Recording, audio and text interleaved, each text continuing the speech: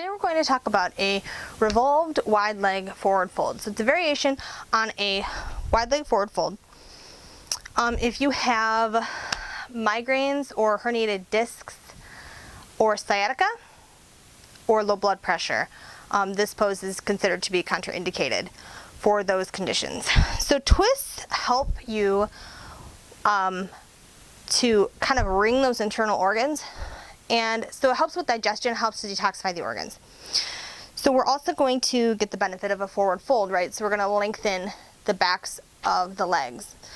So we're going to spread the feet nice and wide here, and it depends on your height, depends on your flexibility, or your stance is going to be.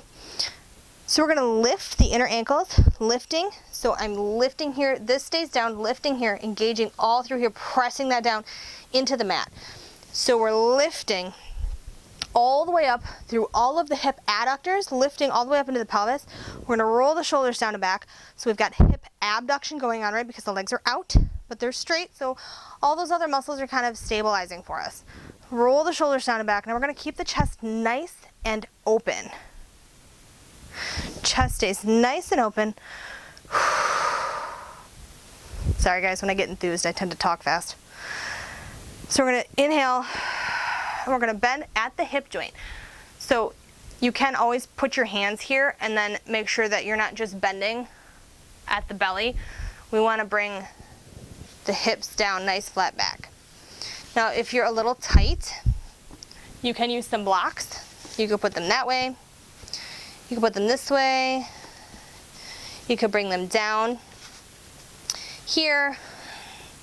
So we're lifting those kneecaps up.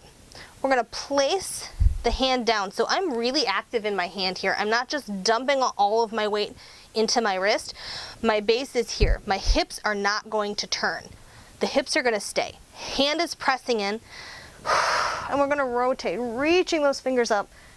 So we're opening the chest. We're engaging the back. So we're concentrically pulling that shoulder blade towards the spine, keeping the shoulders in check, away from the ears, keeping the hips in check, that they're staying put. So we're really engaging the core and some of those oblique muscles that help us to twist. So some variations, we talked about the blocks. If you're a little tighter, you can always keep a little bend in your knees if that feels better.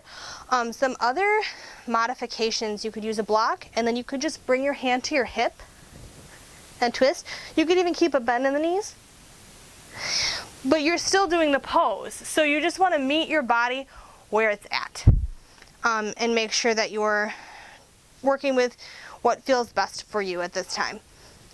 To make it harder, you can bend forward and then walk the hand over to the opposite ankle and then twist.